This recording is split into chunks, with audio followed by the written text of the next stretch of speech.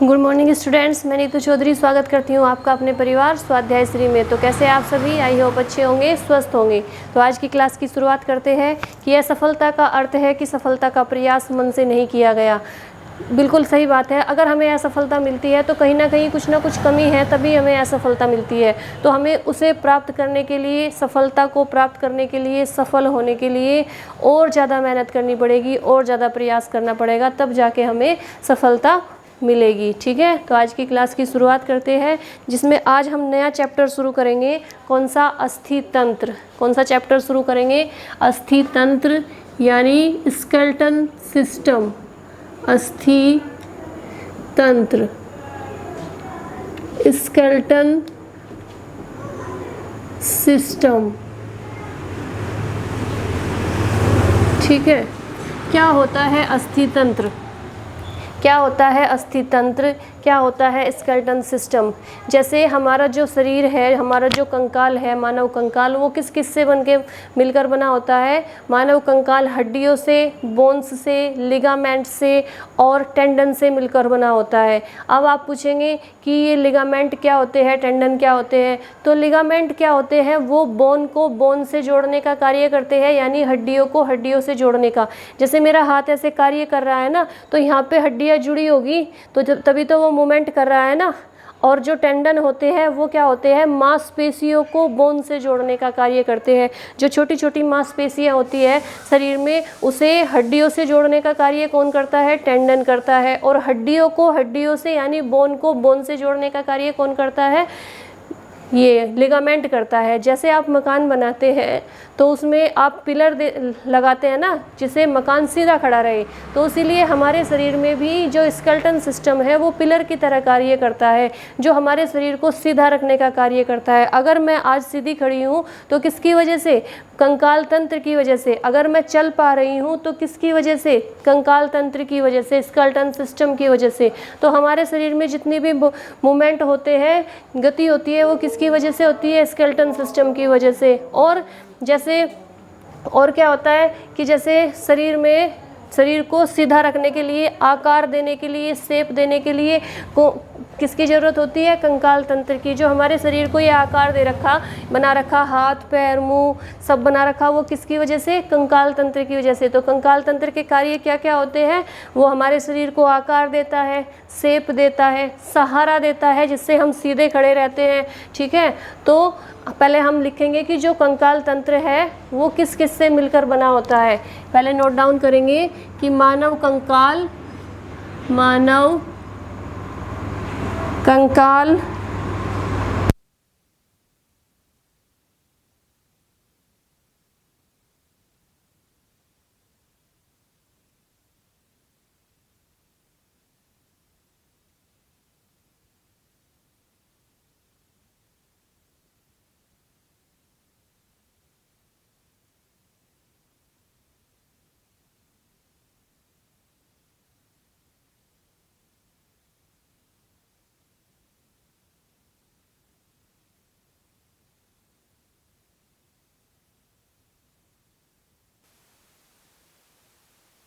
है हड्डियों से, लिगामेंट से और टेंडन से।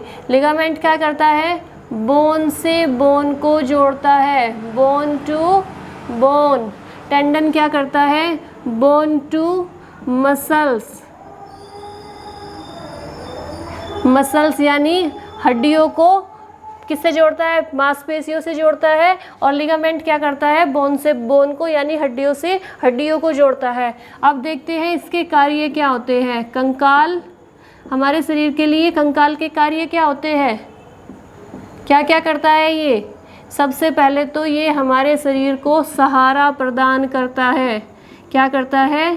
सहारा प्रदान करता है, जिससे हम खड़े हुए हैं ना, तो वो किसकी वजह से खड़े हैं? कंकाल तंत्र की वजह से। दूसरा पॉइंट है कि ये शेप देता है, आकार देता है। शेप यानी आकार प्रदान करता है।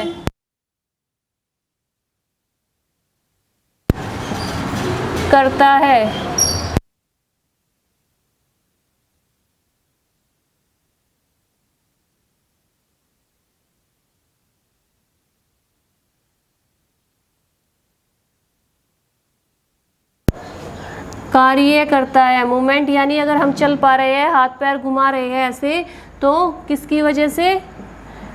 मानव कंकाल की वजह से। ठीक है, इसे नोट डाउन करते रहिए। ये हो जाते हैं मानव कंकाल के कार्य। और एक कार्य और करता है, ये हमारी सेल को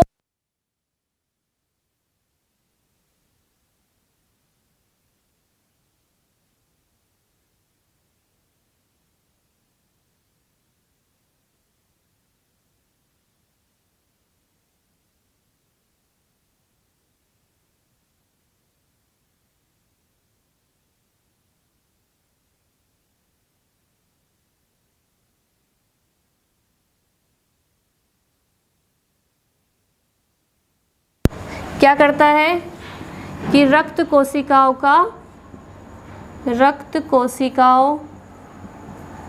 का उत्पादन करता है। ठीक है, उत्पादन करता है। Production of blood cells. तो कौन कौन से कार्य हो गए कंकाल के? एक तो हमारे शरीर को सहारा देता है, सहारा प्रदान करता है जिसकी वजह से हम सीधे खड़े हैं। दूसरा, हमारे शरीर को शेप देता है, आकार देता है। तीसरा है मूवमेंट यानी चलने फिरने का कार्य करता है। चौथा है कि प्रोडक्शन ऑफ ब्लड सेल्स यानी जो ब्लड सेल्स होती है, रक्त कोशिकाएं होती है, उनका उत्पादन करता है। इसे नोट डाउन कीजिए, फिर मैं इसे रफ कर दूंगी। ठीक है,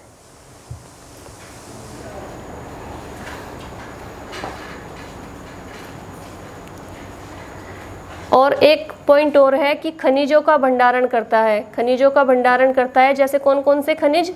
कैल्शियम और फास्फोरस।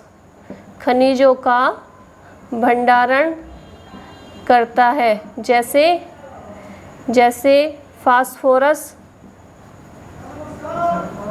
और कैल्शियम। ठीक है, तो कौन कौन से कार्य हो गए?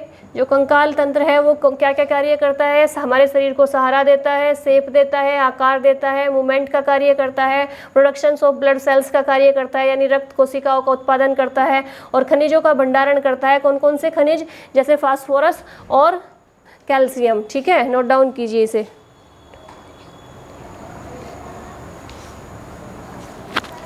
जो ये रक्त कोशिकाएं होती है, जो रक्त कोशिकाओं का उत्पादन होता है, उसे साइंस में एक नाम दिया गया है हेमेटोपोइजिस।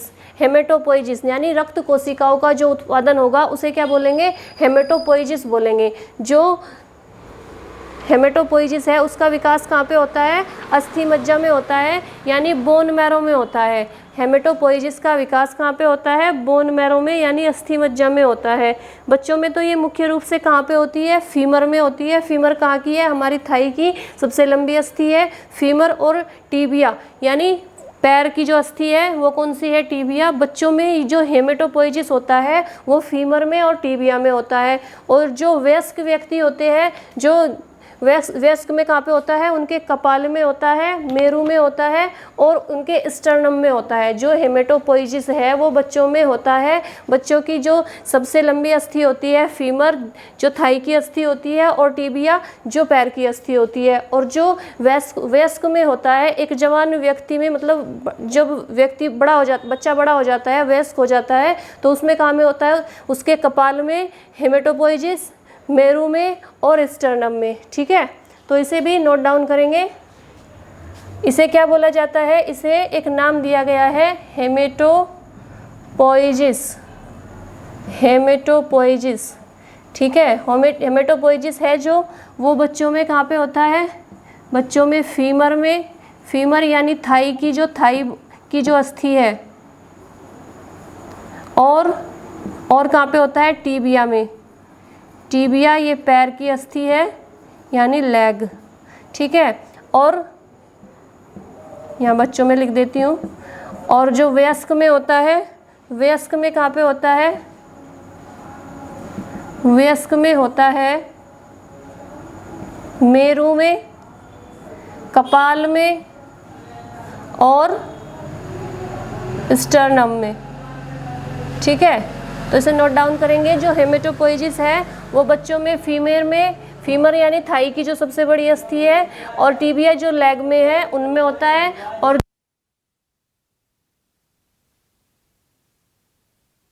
में होता है। ठीक है, मेरु, कपाल और स्टर्नम, इसे नोट डाउन कीजिए। ठीक है,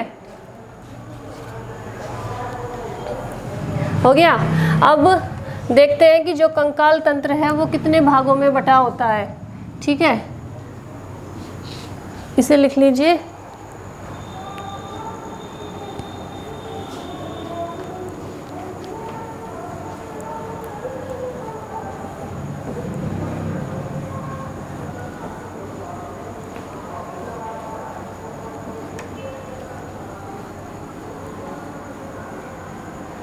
जो कंकाल होता है उसके दो भाग होते हैं। आपको पता ही होगा कि सभी जानते हैं कि एक मनुष्य में कितनी अस्थियां होती है, 206 हड्डियां होती है, 206 बोन होती है।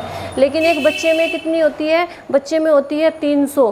क्यों? जब वो बड़ा होना शुरू हो जाता है बच्चा, तो वो जो बोन्स है, जो अस्थियां है, वो मर्ज होनी शुरू हो जाती है, जुड़नी शुरू हो जाती है, और उनकी संख्या वयस्क होने के बाद कितनी हो जाती है? 206 हो जाती है। ठीक है, अब कंकाल को कितने भागों में बांटा गया है? 2 भागों में बांटा गया है। एक होता है एक्सियल स्केलेटन सिस्टम, यहाँ पे मैं एसके से डिफाइन कर देती हूँ। हिंदी में इसे बोलते हैं अक्षीय कंकाल, अक्षीय कंकाल। दूसरा भाग होता है अपेंडिकुलर, अपेंडिकुलर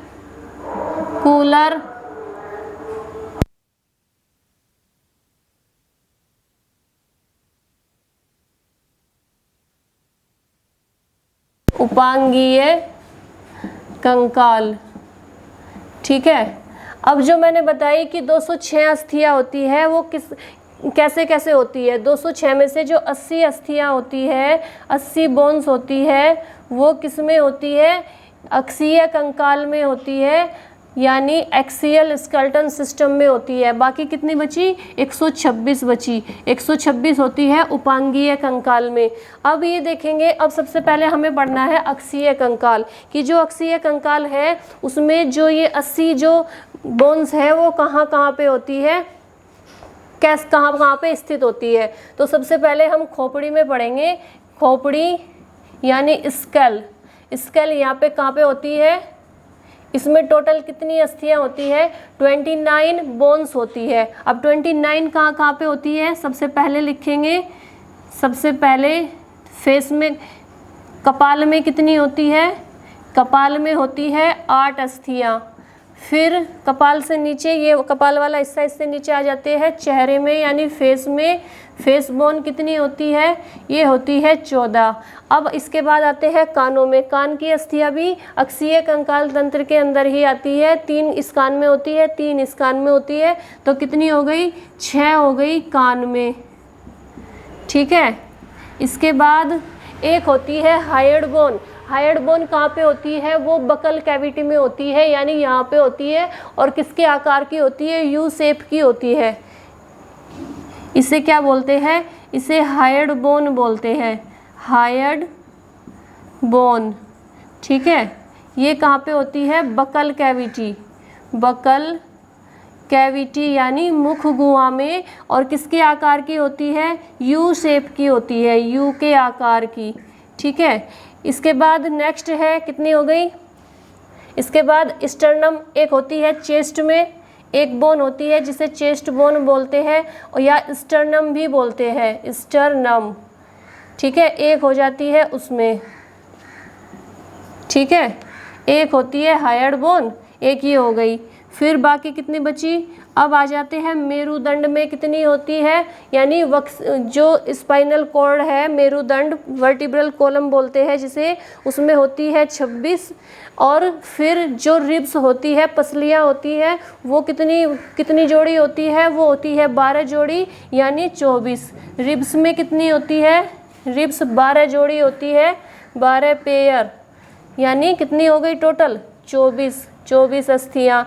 और मेरुदंड में कितनी होती है? मेरुदंड क्या होता है? जिसे वर्टिब्रल कॉलम भी बोलते हैं, रीढ़ की हड्डी भी बोलते हैं, वर्टिब्रल कॉलम। इसमें कितनी होती है? 26 होती है। तो अब काउंट कर लीजिए कि 80 हो गई क्या? 8 और 6 14, और 14 28, 1 29, 1 30। ठीक है, 30 और 4 34 और 20 54 और 6 60 और 20 80 हो गई टोटल 80। तो ये जो होती है 80 अस्थियाँ ये होती है कंकाल में। अब देखते हैं कि उपांगीय कंकाल में कितनी होती है। जो ऊपरी हिस्सा होता है यानी ऊपरी भाग होता है उसमें होती है 62। ऊपरी भाग में, ऊपरी भाग, इन्हें एक एक को अलग अलग डिफाइन करेंगे। और नीचे वाले भाग में निम्न भाग यानी निम्न भुजा भी बोल देते हैं इसे,